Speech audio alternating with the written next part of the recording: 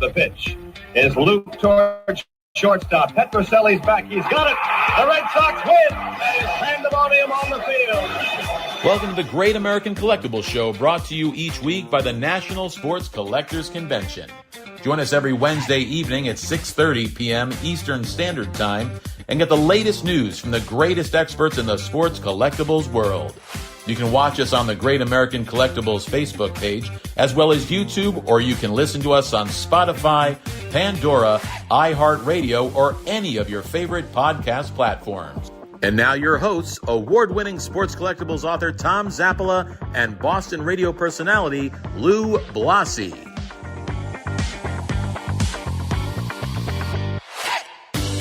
Hey, welcome, guys. Derek, the GOAT Grady, Joe Tomasulo from Goldin Auctions in the house again. Last week they were with us. They're with us this week. We asked them to do some yeoman's work, back-to-back shows, that last week and this week. You know, something, you guys have the same shirts on, though, that you had on last week. You guys look, Yes, do you sleep in your clothes? Depends. He's gonna go change. See, you see what happens when Hopefully you he say comes back topless. when you say But that was stupid like, stuff, that disaster. right? See, I have a weekly right. rotation. I so put this a. is You good. happy? I put. There a we black- go. He put a black hat on. He put the black perfect. Goldin. I like All it. right, listen. Today we got a great show. We're talking Goldin. We're talking heritage. We're talking this wonderful, wonderful hobby. Lou's in the house. Rico's not here this week. I don't know where the hell Rico is. Last week he came on though. He got on in time, just about. Lou, Yes, he did. right? Not on time, but he got. It wasn't He got on on. time. He got on. Yeah. Oh man, what a piece of work. By the way, last week Rico and I did an event in Massachusetts. He did a great job. We had such a lot of fun just talking about. He does some great impersonations. He does a great Louis Tian. Does He does a great Louis Tian impersonation, and then he does a great George Scott impersonation. oh god. But then he does an impersonation of both of them on the pitcher's mound, Oh man. talking to each other. It's freaking hysterical. It really is. Again, welcome to the Great American Collectible Shows. Right out of the gate, guys. You know, I've been thinking about tickets. Tickets are real hot right now. And the question to you, Derek, first, and then you, Joe. You guys, I've noticed in your auctions, there's a lot of tickets happening. So now that tickets are obsolete, you don't get paper tickets anymore. They're gone. Everything is your phone at all the ballparks. A ticket's going to become the next hot commodity. Derek, you first. I think like anything, I have found them to be cool because of that extra line. Like anything when it's graded, we've learned anything graded, whether it's magazines. Look at magazines. Okay, Yeah. what they're selling for. As soon as something's and this is why I'm an idiot, because I know when something can be slabbed, it instantly blows up. Okay.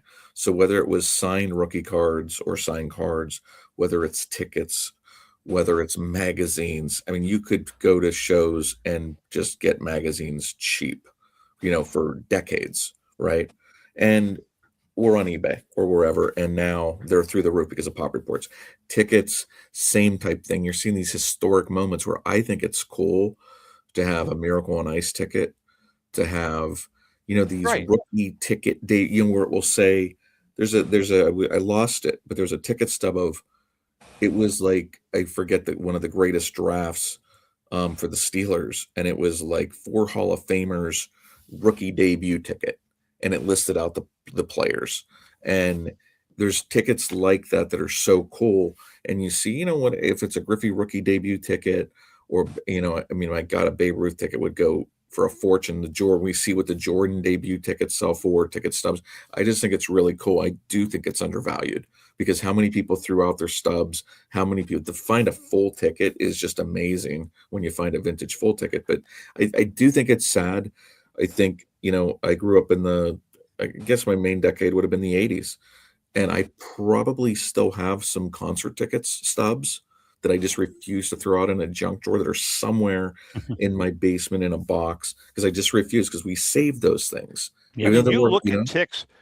You look at ticks. I mean, from Woodstock, or Yeah. from a Led Zeppelin concert, or from a Oh, I would Grateful buy some of Dead that. Yeah, I concert. think it's Man, cool. those Yeah. things are worth But people serious didn't money. care as much until they were slabbed.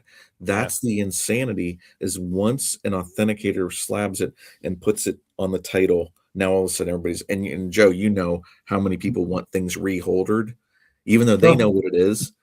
Yeah. It has to say on that line, that third line, and it makes a difference. You know? Joe, it has to be associated. Obviously, the ticket has to be associated with a momentous occasion. I don't know, Mickey Mantle's 500th home run or whatever, right? It has to be. Aaron But Boone's home run to win the pennant. exactly. So are you guys? I know that's like you're on the vintage side. I was Wise just ass. having too much fun. You're on the vintage side of Goldins, but do you get many vintage tickets on your end? I know Yeah. Ken on the modern end they get all kinds. I just wrote up a couple of momentous tickets. Did a write up for Al Gianfrido's catch, against the famous catch in 47. Yeah, overrated catch by the way. But that's okay. Where DiMaggio actually kicked the ground Right. in Yeah, a he caught very rare display of emotion on Yeah. the field. I wrote up a Joe Jackson 1910 New Orleans Pelicans ticket, which was actually a fun description to do. Yeah. Full ticket. And so pros and cons. Derek hit the nail on the head. Tickets are historical. They date the item to a specific date and time of baseball, whatever. All right. So what's going to happen? So what's But- going to happen? What's going to happen going forward when I don't know, Shohei Ohtani, breaks the home run record, and there's no ticket there's nothing to show for that. What happens? It is what it is. You have to live with what's available, the past. And, I get conflicting arguments from people, pro tickets, con, etc. The con is baseball cards have images and people love pictures. People love looking at an image. Yeah. Portrait, action pose, batting, pitching, whatever. So that will always be the negative, the delta of a ticket. But from an historical perspective, there are hundreds of thousands of cards. They're just images of players. From that perspective, a ticket dates that collectible to an historic moment in time, assuming it's a momentous ticket. To Tom's point, though, there was an era of time when baseball teams, in particular, football teams too, because I was a Patriots season ticket holder, where they were doing some more artful things with the tickets. They were more than Ticketmaster printouts, and they had some players, and they changed them throughout the year and things like that. There was some of that baseball card-like art to it for a while until they went totally electronic. Right. And it's sad that we're not going to have those basic tickets anymore. The other interesting caveat here is full unused ticket versus stub. I hear 50-50 conflicting information. I want the stub. It was used. The individual was at the event, at that venue, versus a full ticket that wasn't used. Yet the condition of a full ticket, the fact that it wasn't used, high PS, like Derek said, encapsulated, high grade, and definitely rare on the pop chart, because fulls are rare. So again, it's all collective preference. Interesting. We're chatting with Derek and Joe. You guys really are. I mean, Goldin Auctions and Heritage, I think you guys really are the two biggest sports auction houses pretty much in the country. Would you guys agree with that? I mean, you got guys like JP, Memory Lane, and others, but I mean, you guys seem to be, at least I know Heritage is huge. Joe, I know that you guys don't have as many employees, but you guys seem to be in the forefront of the auction world. But yet you guys are good friends and you're friendly competitors. How long have you guys known each other? Too long. Probably since my grading days at SGC, right, Joe? Yeah, yeah. So that goes back. I mean, I started at SGC, and I mean, I don't know when 20 Joe. years. Yeah, I mean, I started at 1998 at SGC, which this is ridiculous how old I am. I don't know what happened. And I really got into this hobby, Derek, in the early 2000s. So 20 Okay. to 25 years. Okay, yeah, Yeah. there you And go. Tom, regarding our auction houses being, the top two, I think I think the answer is yes. And not to create ill feelings amongst the other incredible auction houses, we're the two auction houses that are global. And I think that's the that's the winning ticket. That does have a lot to do with it. Yeah, I mean, And I think too, Heritage if, sells everything, if everything, you, yeah, and they do but it at a world class level. to Joe's point, also the global part, but also I think if you talk to some of our competitors, and I have, they hear heritage constantly when somebody's shopping. I'm talking to Heritage.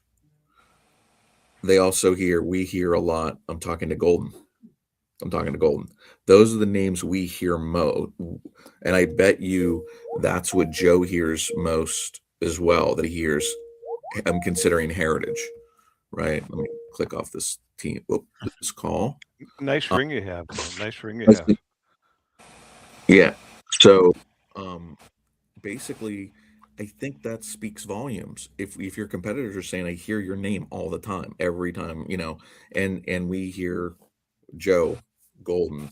Yeah, we hear Fanatics. Fanatics is huge. Yeah. Mostly modern cards, almost all modern cards, Right. right? So, we can hear that on a modern consignment because I made it a point, even though, we're known for vintage and memorabilia, and we have modern memorabilia, but I saw the modern cards and who's collecting the modern cards. So we had to make a push into modern cards. A lot of our big clients that were known for vintage started wanting to buy Otani cards and this modern stuff because, and I understand this as a collector, you still want something the guys are playing today. You're watching them all. How could you not go, it's what we're trying to do. I'm going all over the place here, but I try and get the people that are only collecting players today to go back and collect the older players. So do you guys, both you, Derek, and you, Joe, let's talk about the modern card market. You guys are both vintage guys. Have you guys had to go back into the classroom to really learn the modern card market? I don't think Joe has, because he has 3 modern card experts there. Am I right there, A Joe? lot more than 3, Derek. Okay. On the modern cards. Yeah. Well, I On the know the modern, big yes. 3. I know the big 3, but I know there's other guys that know it. Yes, to answer your point, is that, as kind of the head of the card department here, I definitely had to make sure Jason and Lee and Adam and Dallas and a couple guys in Dallas were not. Some of the guys do know the stuff, but there's a difference between knowing the issues and then knowing the highest end issues and knowing the clients that buy them. Okay. And we definitely you have to have it. You can't just have a few cards. I mean, look, are we known for modern? No, but we have the modern card record with the Jordan Kobe card. Right. Okay. We sold the most expensive card. We have Sports record. Yeah. There you go. I mean, sports record. I'm sorry. Yeah, you guys sold a Pokemon. Okay. But again, that's my TCG guy that would have to debate you on that. I don't know Pokemon. I know nothing. There you go. There's one thing I didn't. Derek, I'm in the same boat. I refuse to go back to class 4. Well, let me ask you, and I'll start with you, Derek, because you just brought up an interesting point about selling to these clients who are in the modern market. And we've seen a shift of vintage customers into the modern market. There's no doubt about it.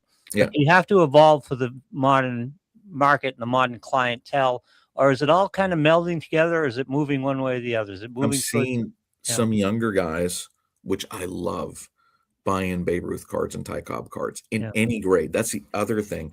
Joe, do you remember when 3s and 1s and 2 were just considered shit cards, and now 1s and 2s and 3s and authentics people were thrilled to get a number 144 Gaudy Ruth or a green card. It doesn't matter if it's a 1, it's authentic, it's a 2. Eric, we had a full standing Gaudy Ruth and an authentic. It looked like it went through a chop shop. Filthy, disgusting, trimmed, cut. $5,000.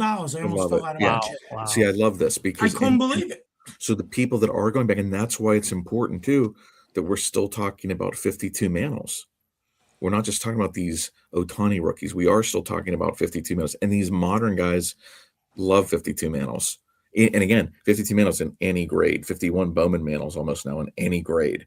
It's a big deal, and they go for a lot of money, and in any grade, it's really cool. To see it. But yes, Lou, I can't tell you how much excited I get because most people coming in do want the modern cards, see the players they're playing today, whatever sport they're talking about, or now soccer is even with the World Cup and stuff. There's a lot of soccer people. It's great to see Joe, people go back. how is your business, your two businesses, how are they going to have to evolve to deal with this new clientele? Well, just you got to hire more. With the modern experts, we've got them now. And again, Goldin really has them. They definitely have. We have more, I would say, vintage and memorabilia experts. They really focus strong on modern, but that doesn't mean some of those modern guys don't know vintage cards. Of course, they go to shows and they're gonna, I'm gonna see them up in Toronto. They're gonna be able to talk shop on a 52 Mano or a Bob Gibson rookie. Like they're not idiots. We just also had big. Keep in mind, as a grader, when I left grading in I think it was 2011 at SGC, I was getting the Brady rookie tickets and Jordan cards and special cards. But there's a whole gap there. Well, no, there's a lot of cards we took for granted because they weren't worth that much. And now a lot of those modern inserts from the 90s and 2000s are worth a fortune. And I want to ask you guys both a question. I get comments all the time about Goldin auctions and about heritage auctions, and there's a perception. So I want you guys to let the public know that it's an incorrect perception. yeah, Goldin doesn't want items over $1 million. They just don't. You got to send them to Heritage. Well, something that's part of what I'm talking about. A lot of collectors, when they hear Goldin auctions, when they hear heritage auctions, they automatically say, I can't afford that stuff. My question to you is, I look at your auctions all the time, and there are many, many, many, many items that are not going to break the bank. How do you get the word out to the 80% of the collectors that cannot afford that Michael Jordan card signed? Derek, you first. I mean, you don't. So there's this. We don't want. And it's a perception. Yeah, it is. But we have our weekly sales, but we don't want. We can't sell items for $80 and make money. Okay, we have to have a consignment minimum, and we don't want because we take in a massive collection. That's true. So I picked up a deal yesterday of vintage signed cards, which will be coming up, a 53 Jackie, a Mike and rookie signed, and maybe the Shibe Park collection. It was great. It just happened yesterday. There's several Jackie Robinson autographs, early Mickey Mantle. So it's a really cool where the guy his brother got them at Shibe Park. Where am I going with this? Maybe I just want to tell Joe T while he's whatever he's doing. I'm picking up 6-figure collections. He is too, I'm sure.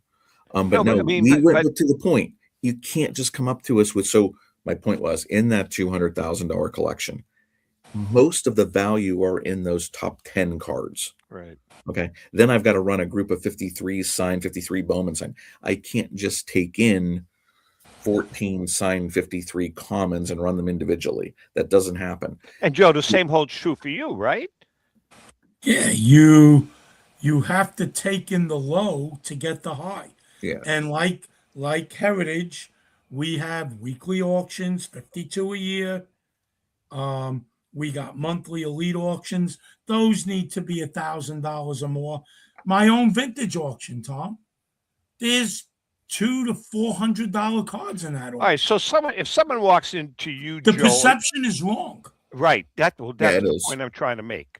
So if someone walks into you with 100 T206 cards graded, I don't know, 2 to 5, 100 of them, bingo. Yeah. You're not going to turn that consignment away, correct? We're thrilled with No. that consignment. It's 100 graded T206s. It takes more when they're raw. Now I have to do them, or Lee has to do them when they're raw, because you could have trimmed ones, you could have hand cut, altered ones.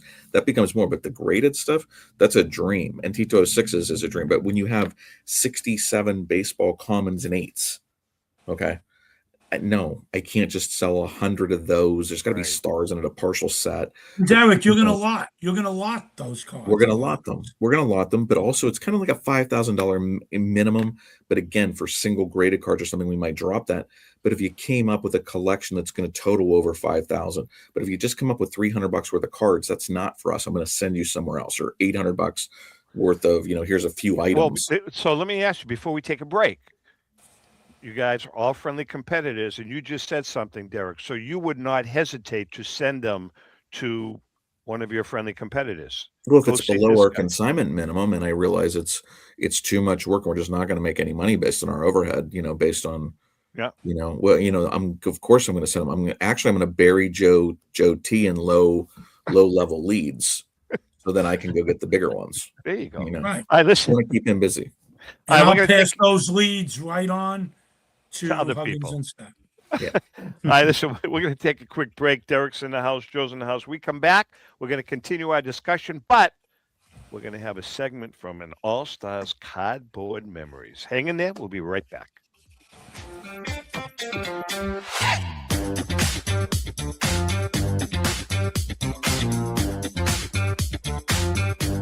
In 1996, Brian Drent and the staff at Denver's Mile High Card Company have led the charge in the collectibles hobby. Mile High is a full-service dealer specializing in buying and selling cards, and offers a competitive consignment program for all collectors. Whether it be their computerized want list service, appraisals, or auction services, Mile High has it all. If you've been searching for a company with a selection of high-grade vintage 1888 to 1970 baseball cards and memorabilia that shares your passion, aim high, mile high. Go to milehighcardco.com or call 303-840-2784 for more information. For more than 30 years, Robert Edward Auctions has been the industry leader when it comes to helping you realize the most money for your baseball cards and sports memorabilia. In addition to their unparalleled reputation for honesty and integrity, they reach the largest number of bidders in the business and offer lower seller's fees, as well as generous cash advances up front on your valuable material. Contact them today at 908-226-9900. That's 908-226-9900 or at robertedwardauction.com. This is Brian Drent, president of Mile High Card Company. Is your sports card and memorabilia collection properly insured? For easily replaced personal property, homeowners insurance is all most people need. But for prized possessions that you may have spent a lifetime collecting, it doesn't go nearly far enough. Collectibles Insurance Services has been insuring for over 50 years. They offer a full range of protection and a $0 deductible at an affordable rate with no appraisals required. I know because they insure my collection. If you have a minute, go to collectinsure.com and learn more about insuring your personal card or memorabilia collection. Hi, this is Dan from Memory Lane Auctions, here to remind you that the renowned Memory Lane Collectibles Company has served as a beacon of light to the collecting community for the past several decades. Indeed, folks, it has been our utmost privilege and pleasure to provide the most enthusiastic collectors with an abundance of the finest sports cards and memorabilia for America's most coveted sports personalities via our world-class auctions. Whether you choose either a private sale transaction or the auction route, Memory Lane cordially invites you to reach out to us to maximize the value of your prized possessions.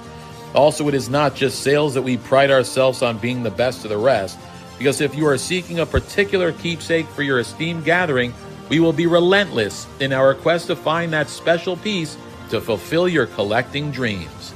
So no time to wait. Reach out to us today for the purposes of capitalizing on our unparalleled marketing capabilities.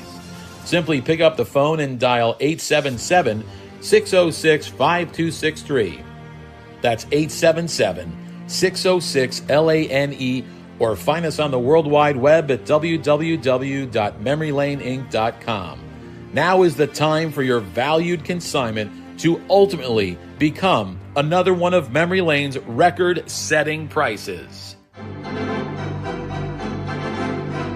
How would you like to own the bat that was used by your favorite player when he hit that towering home run or game-winning base hit? Now look no further than JT Sports, specializing in the sale and authentication of professional game-used bats. As the official authenticators of professional model game-used bats for PSA DNA, JT Sports will guarantee the authenticity of any bat purchased from them. JT Sports also buys and sells game-worn uniforms, gloves, and baseball equipment. The unique quality of the collectible is what JT Sports is all about. Give them a call at 609-487-8003 or check them out at GameUseBats.com.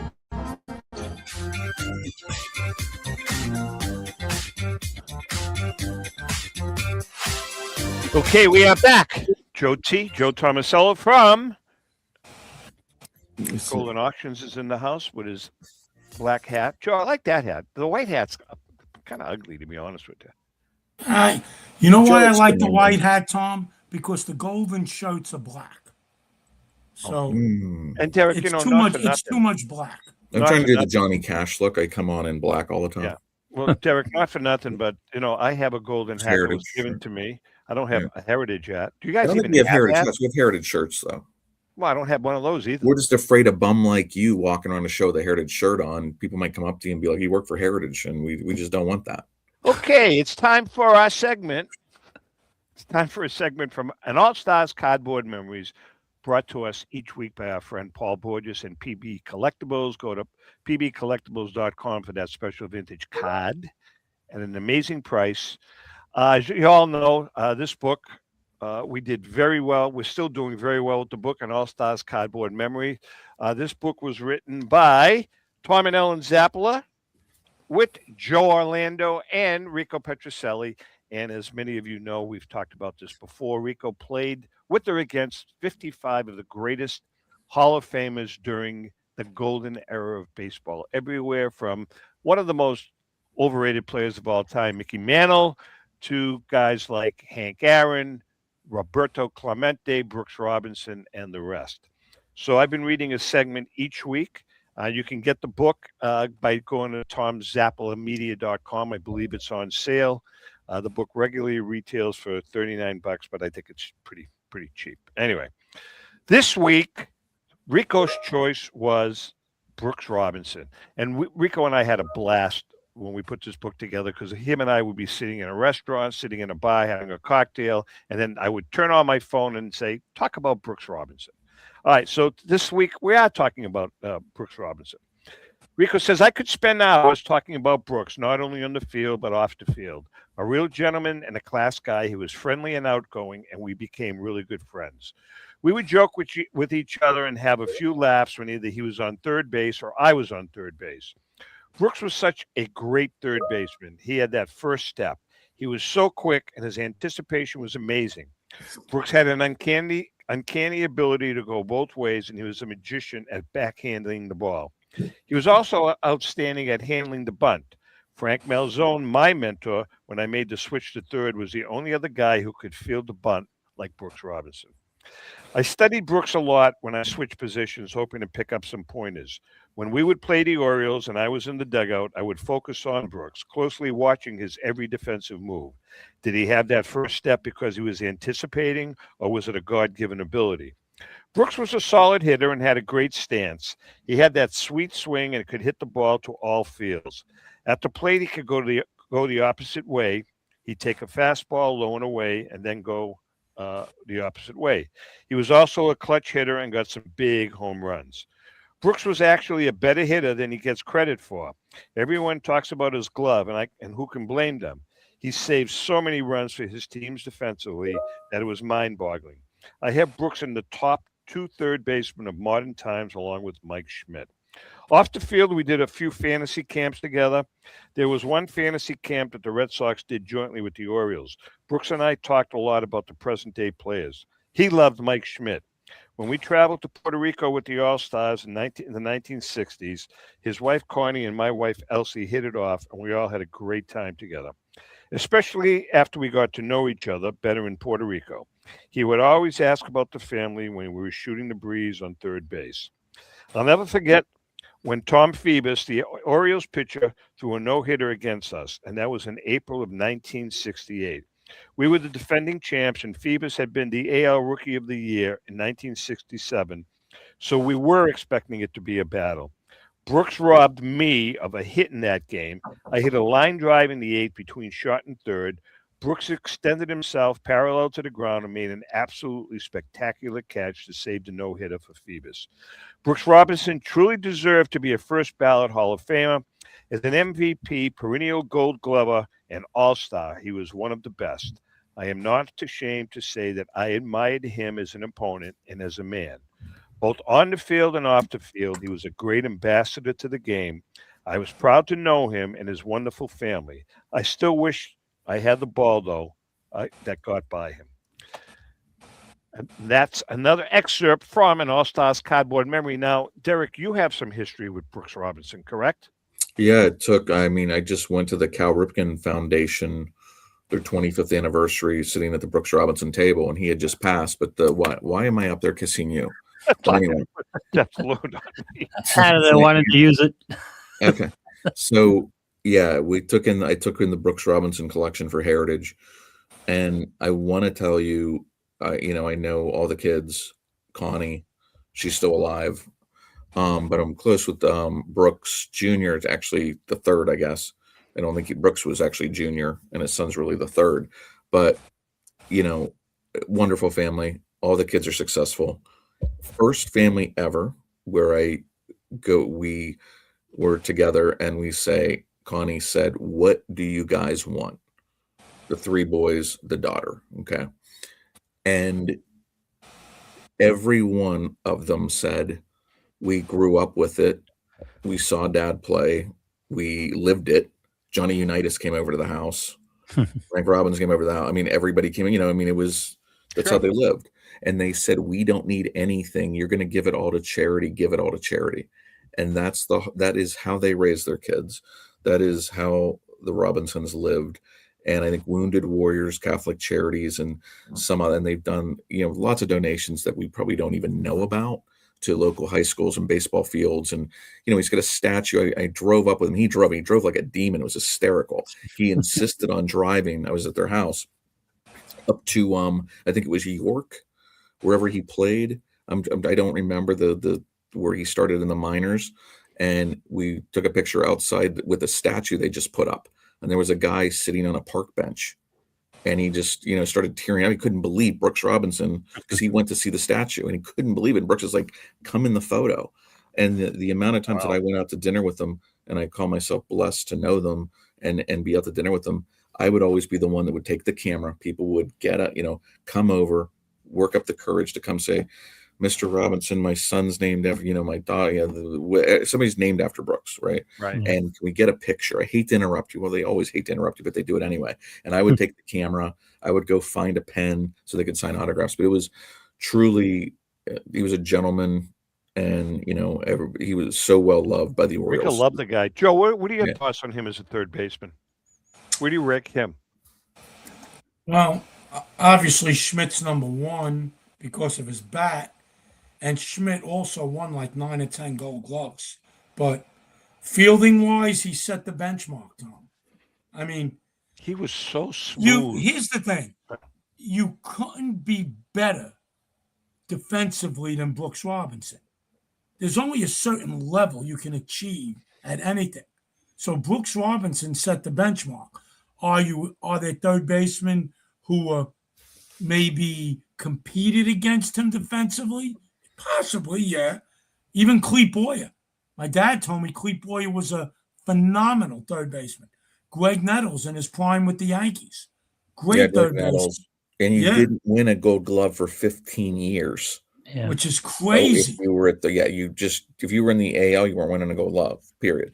Right. But I probably rank him fourth behind Schmidt, Brett, how about Chipper Boggs? Jones, and Chipper Jones. What about Boggs? Yeah, but Boggs didn't have power. and he was just okay defensively. He had a weak arm. I'm gonna put Boggs behind Robinson. I'd rather have Brooks Robinson. Yeah. So, Yeah. Right. but Chipper Jones and Brett were fine field and third baseman, but their hitting was so exceptional. I got to put them over Brooks. Interesting. We're chatting with Derek and Joe. Derek from Heritage Auctions, Joe from Goldin Auctions. Let's talk about. I think I mentioned this last week, Derek, to you. There's some lawsuits kind of floating around out there about these breakers, and is it gambling? Is it not gambling? I mean, it's pretty prevalent throughout the hobby now. What are your thoughts on that? And Joe, I want to get your thoughts on is it gambling? I mean, I think when you go buy a wax box for $300 and your odds of pulling out anything good is slim to none, is that gambling? So, people, at least when you buy into a break or the repacks, I think that's part of it, where I think people were talking about breaking, certainly, because it's like a game of chance. You give them money, you get one slot, and you hit this card. But what they're doing now, where they have vending machines in Vegas and other airports and places where you can put in 100, you pick it, $100, $200, $300, $50, and you get an item, and you can either, if you hit, you can sell it back to them. If you fail, you can still sell it back to them. You get back X amount of your money. How do you stop gambling? I mean, maybe it should be regulated, but how would you stop? Yeah, you see the sports betting. It's been around forever. Well, I want to get Lou involved in this too, because Lou does this for a living and not gamble, Okay. but Lou is in the sports book. Joe, what are your thoughts before I ask Lou? And you know what, Tom? I'm going to pass the baton to Lou. Well, Lou will be great here. I'm going to defer to my constitutional Fifth Amendment right. I don't want, politically speaking, I don't want to speak to this. I really don't. No, that's fine. I'm going to pass the baton to Lou. I'm curious. This is? Well, I think you could probably a breaking subject as gambling in general. You don't like gambling, Joe? I don't want to speak to the gambling issue. I don't. Okay. Interesting. Very interesting. That's weird, Joe. I learned something. It's not weird. It is weird. What is why you can't have an opinion? You're one of the most opinionated guys I know. You can't have an opinion. You're allowed to have an opinion. There's nothing that Goldin's not going to. I mean, Joe, it's interesting. You and I've talked about this, Joe. I walk on eggshells with career suicide issues. What would be the career suicide of liking gambling or not liking gambling? It doesn't matter. Gambling addiction, those types of things. I can see Joe's point. I mean, I personally, Lou, my gambling background. I probably have not spent in my entire adult life, and this is the God's honest truth, $400 in gambling, wow. Whether it be a lottery ticket. Yeah, and the reason being is because I was brought up in a household, and just as public. I mean, everybody knows this, like at least in this area, and I've talked about it many times in the year, where I grew up in a very Italian family. Let's put it that way. Sicilian family, and with a bunch of phones. My up in the third floor of my home, my boyhood home in downtown Lawrence, Massachusetts, there was a third floor, and I can remember one day going up into that third floor and asking my mother, "Why are all these phone jacks in the 3 rooms 18 inches apart from each other?" And she would say, because there was always activity up there, and she would say, "That's where your father and your uncles are all working. You stay out of there." And that's the way it was. I mean, there was a bookmaking operation, not a minor one, a major book operation going on until they finally moved to another location. And my dad and my uncles, that in my family, they were high roller gamblers. I mean, my dad would walk into my house and throw $50,000 on the table that he had won at the racetrack. And then the next week he would him and my mom in the early days would be arguing about him not having enough money to buy groceries. And that's the way it grew up. So as a result, myself, my brother, my sister, we never, ever gambled. But I have to say they did salt away some of that money to establish a very successful family business. So You certainly have to be careful with it, but if it's your own hard-earned money, I don't judge people how they spend their money. It breaks my heart to know. I don't know anybody that's a gambling addict that has lost their home or their car or they couldn't make their rent payment. I can see how it can happen, but thank God I've been blessed that I don't love it, but I'll go to the casino with $500 and say, this is what I'm willing to lose. yeah, I mean, Betting we have friends football, like that. I bet football maybe every other week. It's a game. You always think you're right. Oh, this Right. can't happen. Right. And you bet it. And I just bet the Super Bowl just because everybody bets the Super Bowl, it seems, in my group. That's why. But I don't Louis, love it. Lou, Go ahead, Lou. you see it every night. Now, I mean, what are your observations of the people that walk into your gambling into the casino? Lou heads up the sports book. I was going to say, what does Lou do? Lou, I'm supervisor for the DraftKings Sportsbook at a casino up here in New Hampshire.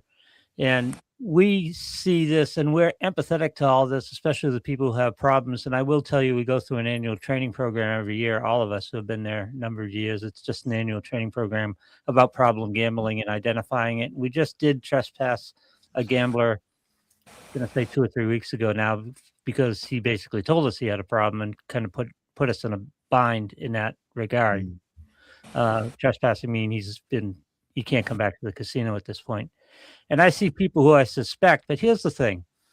There are people who are going to have problems with gambling. There are people who have problems with alcohol. There are people who have problems with a lot of things. But it shouldn't prevent people who can do this responsibly from being able to do it.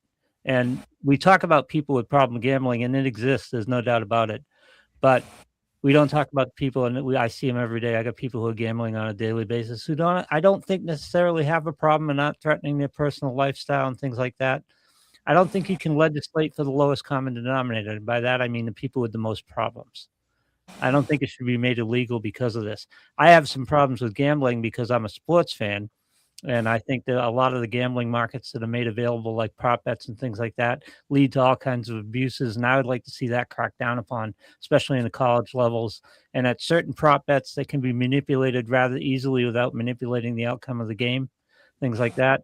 The sports breaking problem with gambling, Derek, you hit the key for them on the legislation is when you buy a pack for $300, you're getting something substantial for $300. You're getting the pack. You don't know what the value is, but you know what you're getting.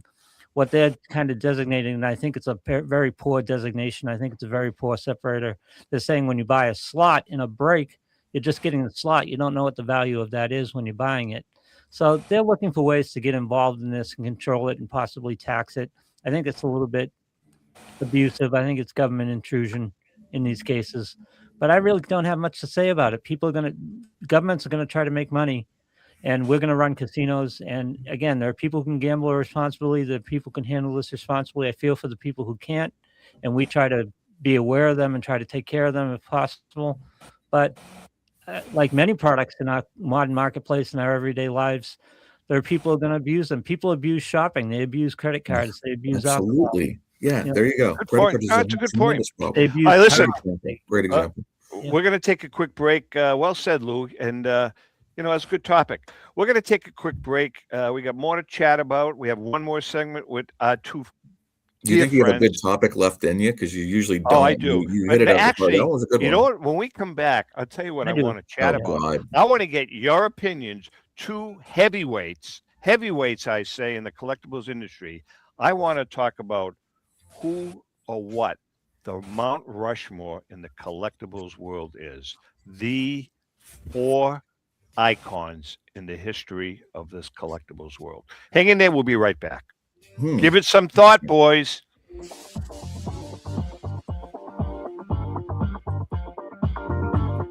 Is a family-owned and operated online auction specializing in autographed memorabilia, sports cards, coins, art, and collectibles. Since their founding in 2010, they've grown to 2 facilities in Phoenix, Arizona, totaling over 60,000 square feet. Jared Cavalier and an incredible staff of over 150 team members serve a very large customer base and enjoy every minute of it. By working with leading authentication companies, Pristine ensures all items are 100% authentic. In addition, third-party authenticators regularly travel to Pristine Auction to provide authentication services on site. Pristine Auction strives to operate its business in a way that's honoring to God, their families, and their customers. With a strong focus on speed, quality, and premier customer service, their mission is to be the leading online auction for every level of collector and fan. Pristine also works for Hope Sports and Identity Hoops International, traveling to Mexico to build houses for the less fortunate. Pristine Auction offers several online auction formats with thousands of auctions ending each day.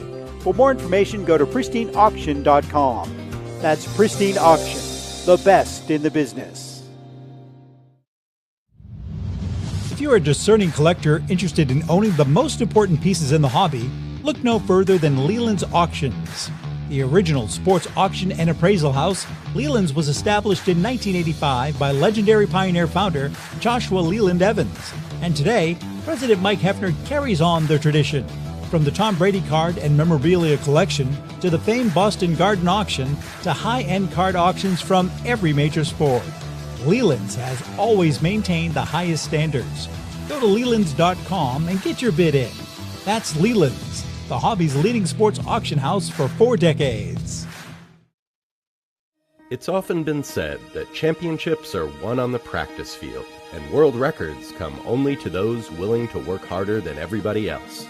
Heritage Auctions is the world's largest collectibles auctioneer because we believe that becoming the best is only an invitation to the challenge of remaining the best. This requires the skills of the hobby's top experts, capable of identifying and maximizing value for our consigners. It requires the most visited website in the industry, courting a global audience of collectors over 1.5 million strong.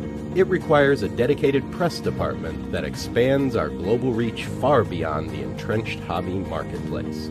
It's hard work, but a simple premise.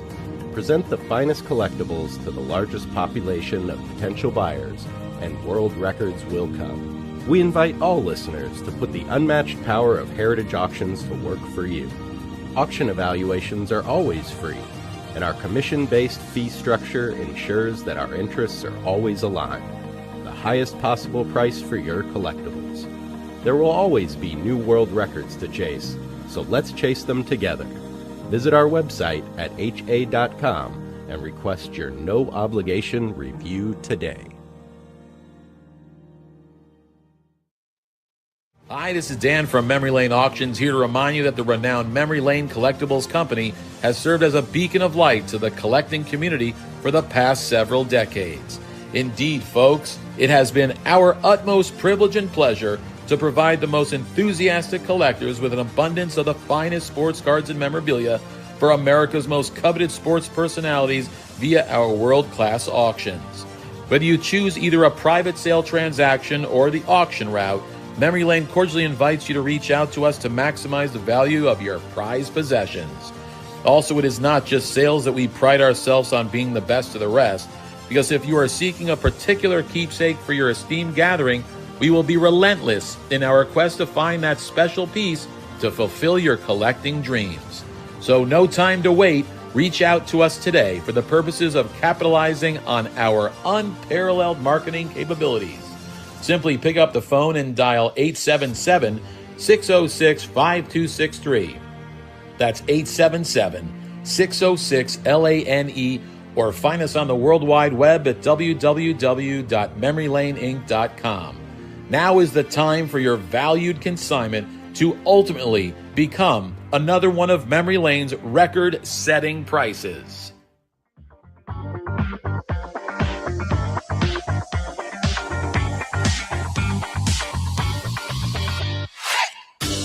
You know, Joe, I meant to tell you, when I get back from Florida, you haven't seen the Goldin auction commercial. We only broadcast it once a month because you guys are cheap bastards. But aside from that, we'll put that aside. A nice way to keep me on the show. Go ahead. I want to have you record a new spot. because the one that we have, Lou, the one that we have was, when that was done? I mean, in our first marriage. Well, so, hey, Leland still says Mike Hefner's president. He sold the company like 2 I years know ago. that. I know that. Well, so you going to fix that one too? Yes. Or Well, there's a going couple of spots that we have to adjust, Joe. One of which is we'll write the copy. You're going to record the spot, and then we'll add the music and all the nice images and all that good stuff. Are you in? Yes or no? Sure. All right. Good. All right. Listen. Speaking of the little guy, Thursday, May 7th, our good friend Lee Behrens at Sterling Sports Auction. His May 7th auction ends, which is only next Thursday night or whatever.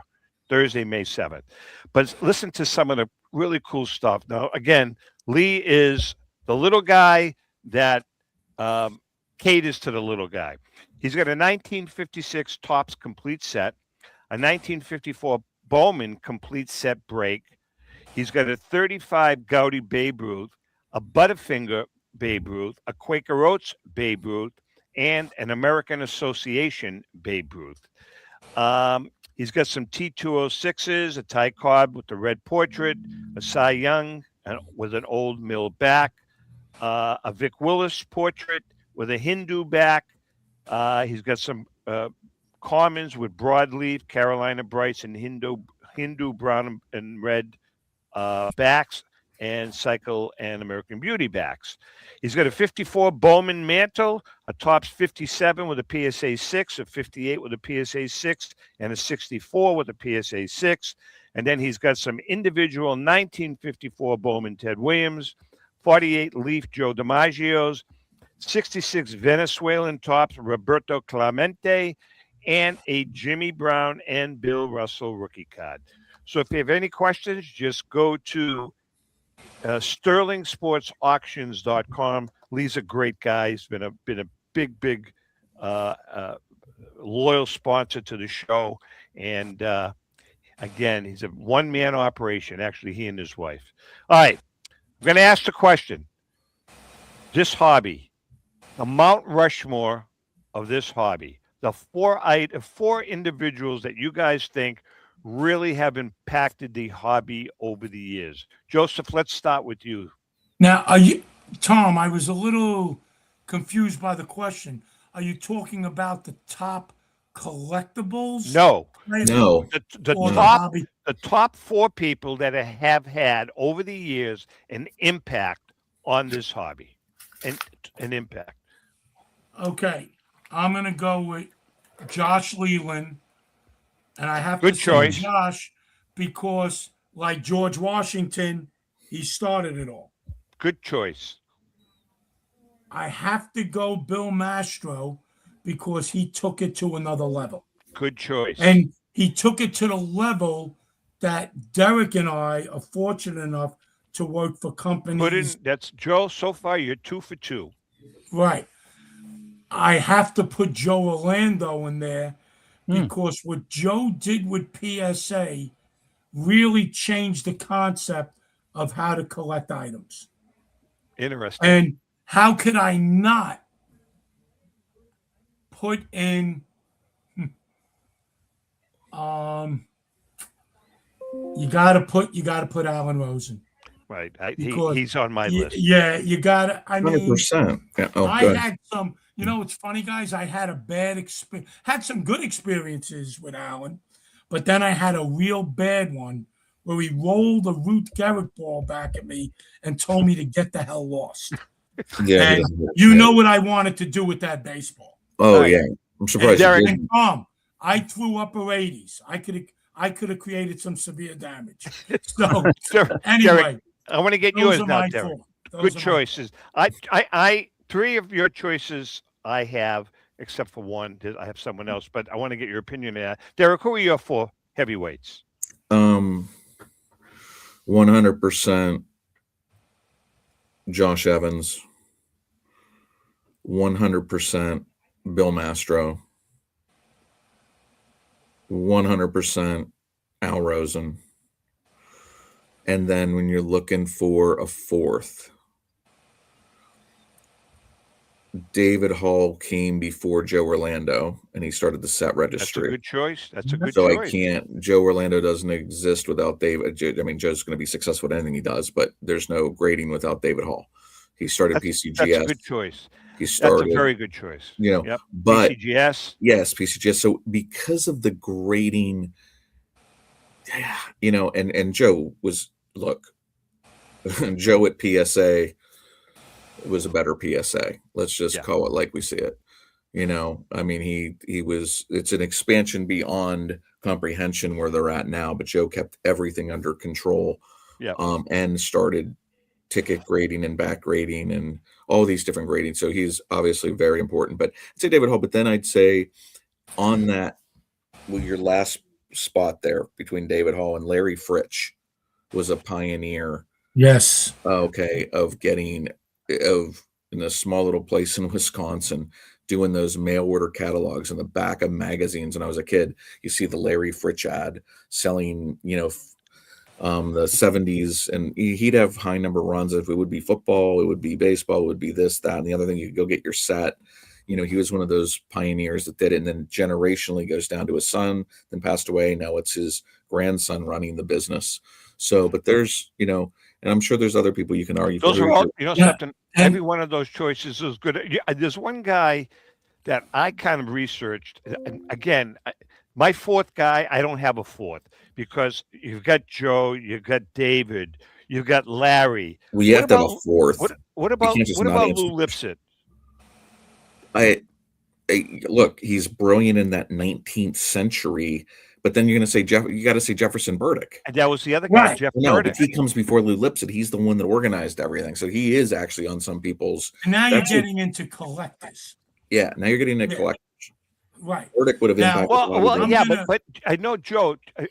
Jeffrey Burdick was a collector, but he had a tremendous impact on the hobby. No, I was talking about Lipset. Oh, okay. I got you. Yeah, I got you. Now I'm going to throw. Because he's not a pioneer, but Derek is not going to argue with me on this because we've spoken about this, and this is not nepotism. The boss changed the concept of staggering price tags for collectibles. Ken Goldin. You look at a Fanatics, which kind of piggybacked off what Ken did or whatever, and I have a big collection myself. Derek has a collection. And I think we all owe some level or debt of gratitude to Ken because he's helped all our collections with what he's done. Well, you know what he did, Joe? Ken has taken his promotional effort. Yeah, he's taken he kind of took the hobby to a different level with the way he markets. I mean, between the King of Collectibles on Netflix and the stuff that he has done with his marketing, he's almost, it helps us all.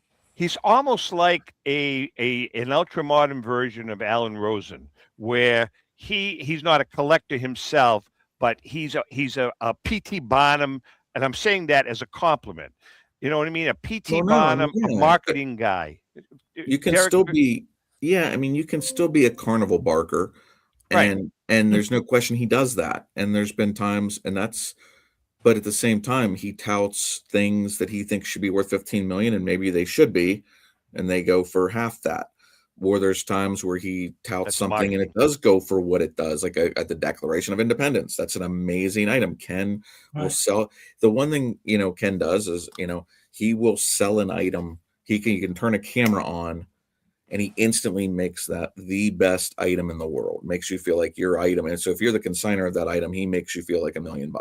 Also, the main thing I would say there with Ken is it's got the Netflix show. He got that show. It went huge. I don't know how many people watched it, but obviously millions. Well, it got renewed for a third season, Joe, correct? Yeah, and Derek, I'll tell you, without mentioning names, people on the Ken's staff, on Ken's staff, I haven't been on the show, but the 3-4 guys I do shows with from time to time, I can't tell you how many potential consigners or consigners. For sure, absolutely. Come up to the table. They want a picture. I'm friends they with want a those picture guys. with Dave or Frank. Or, People will ask for an autograph or a photo. It goes a long way. It does. Interesting. But yeah, I mean, I wouldn't have him up on the Mount Rushmore. But like I said, I think we universally agreed on 3. Yeah, no, Okay. there's no doubt. And you know, David Hall is really probably should be, He's a honestly, consideration. because There's no doubt. grading is so important, and he's the one that started it. Yep. Okay. And it's our hobby. No question. All right, so now I'm going to throw one more out at you guys. And if you can't mention a name, I'm saying of the names you can mention, let's put it that way. Who's the single Mount Rushmore, top of Mount Rushmore collector of all time? Collector. Oh boy. I mean, one. We can't do 4. I do 4. Well, Joe's going to try and kiss as many consigners' heinies as possible. No, he's a guy. Some of them may be retired. Some of them may be dead. Yeah, I mean, this is just opinion. Yes, so let me clarify. No, of course, it's the opinion. express written whatever. How do you say that, Lou? Just so opinion. Marshall. Opinions are not of heritage. Let's just throw out Marshall Fogel. He's a right. Obviously, Marshall Fogel is one of the most famous high-end collectors. He came in with his best friend Bill Mastro, and we're buying the high-end items early on. Marshall Fogel has to be on the list. 100%. What about Scott Ireland? He's right there, but I'm going to put someone over Scott Ireland. Quiet and the most down-to-earth, nicest guy on the planet. Wait, can I guess? Richard Masson. Richard Masson. Yeah, I mean, it's no question. I don't know him. I know who he is. You should know him. Because he's been buying cards and putting together every card set imaginable. Right. I'm going to piss Richard off 70s. if he watches this show. The only issue I have with Rich, he inexplicably still thinks Man of War was better than Secretariat. And no shot. You know what? No shot. I'm going to throw a name out. And based on all of the extensive research that Ellen and I have both done over the last 6 months on this guy, and this guy really, some people are going to disagree with me, but this guy really has managed to keep the two things separate. Nat Turner's collection is off the charts. Nat Turner's personal. I haven't seen it, so if you've seen it, it's beyond mind-boggling. Is it? I believe it. I mean, obviously, he's. I'm sure it is. What about Kendrick? Oh, you have Kendrick's. to. Kendrick's. He's got a great collection. There's no doubt. His Diamondbacks collection is probably the single greatest collection, but Nat's collection is just like incomprehensible. Just incomprehensible. I'm talking not thousands, millions of cards. Vintage and modern, both. Right, Vintage and modern. Yeah, that's important. I do 54 unopened tops boxes. Just one of those. Yes. I know where he got it from. Yeah, no, he's got a ton of the wax boxes, but he does vintage, and that's cool. It's mostly modern, but it's just absolutely incredible. I mean, you know what, Tom? I'm going to add one more name. Derek, refresh my memory. Brain fog. Who's the part owner of the Seattle Mariners? I mean, I don't know if he would want his name mentioned, but yeah. Okay. Yeah, I don't want to go into client like stuff like that. No, that's fine. That's fine. But yeah, no, but it's not about that. It's just but about mentioning. I know you're 100% correct. He is absolutely an incredible, true collector. 100%. Before we talk about Finkelmeyer, one guy that has, I don't even know if you guys know him. I think you may, Derek, that has stayed under the radar for all these years, but he's had a hell of a collection. He also owned at one time the Gretzky McNall Wagner, and that's Brian Siegel. I don't know if you guys even know who Brian Siegel is. I do. I know. Yeah, I just know he's a big collector. Brian's got an amazing collection. He lives in Southern Cal. He's up there now in age, but I mean, his collection is spectacular. Anyway, Lou, what Tom, about I got one more for you. Go ahead. One more. Anglers has one of the most Oh. amazing Richard Angris has a great game used collection. He's got a great Yankees bat collection is Yeah. an insane Yankee. Yeah, He's the his- best a Yankees lot of- collection in the world. Not even Right. close. A lot of his stuff can is see in it at the Yankee Yankees Stadium at the Museum. museum. Yeah, Yeah. a lot of his stuff. We talk about Richard quite a bit in the book. He pops up all over these places. You talk to John Toby about it. Toby about a bat, boom, it all goes back to Richard Angris. You talk to Joe Orlando about a bat, it all goes back to Richard Angris. Same thing with Scott Island. Right. It's just crazy. And Stephen Wong's up there too. Stephen Wong has a remarkable. You could do a book just on, and again, you have that part as part of your book, which is great, but it's important. There's a lot of stuff out there a lot of people don't know. In this book, this is the good part about this project that we're doing is we've had the opportunity and the honor of speaking to a lot of these people that have just opened up their hearts and their doors to us to talk about their collections, whether it be a find or epic treasure or whatever. Hey, Louis, what about our good friends? By the way, you need insurance for all of this. Go ahead, Lou. The esteemed Finkelmeyer Insurance Agency has been insuring collectibles since the early 80s. The late Tom Finkelmeyer wrote the original sports memorabilia insurance policy when no one else in the industry was insuring sports collectibles. A lifelong collector of cards, Tom Sr. instilled the love of collecting in Tom Jr., the current president of Finkelmeyer Insurance Agency. Tom Finkelmeyer Jr., with 3 decades of insurance experience, has paired that expertise with 50 years of collecting and with a litany of professional designations, including counseling and risk management. Tom covers every aspect of your collectibles insurance needs. Unlike some of the companies that sell collectibles insurance directly to the consumer online, Finkelmeyer Insurance Agency is the only independent retail agent who specializes in sports memorabilia and collectibles nationwide.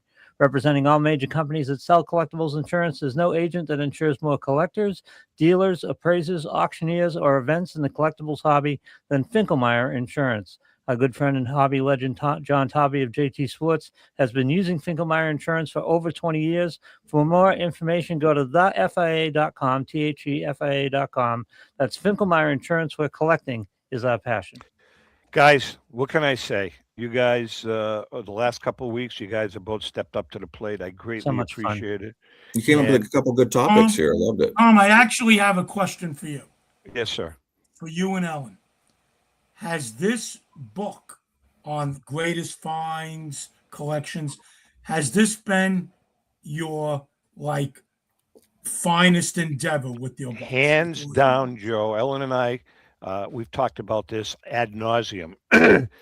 For us personally, of all the books that we've written, and this is our 8th book from this series and last, this book by far has been the most fun and the most interesting.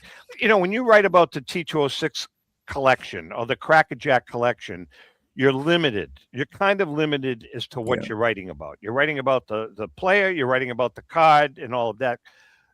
We've had this project, man, it's been we're all over the place. We started with all of these finds, and we wanted to limit it to about 100 of them, and not just finds, epic treasures. And then what happens is one pops up, a new one pops up that we've already written a narrative about, but we want to limit it. So it's so good that we have to take out one of the ones we've already written about. Right. That's what's been happening. It's just been, just one thing after another, and it's been so much fun. It really has. Can you give your viewers a glimpse as to its targeted release date? Yeah, right now, Joe, we're looking at the 2027 National. So it's not for another year and well, it's going to make sure I get a free copy. Well, we're talking to PSA. PSA's been a big part of this project, as has our good friend Joe Drellick and the guys at the National.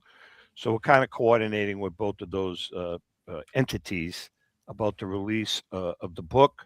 We're still working on it. We've got a long ways to go, but it's just been a blast writing the backstories of all of these kind of really fun, The T206 Wagner. I'm just going to give you a little tease. Just Wait, a little hey, tease. time out.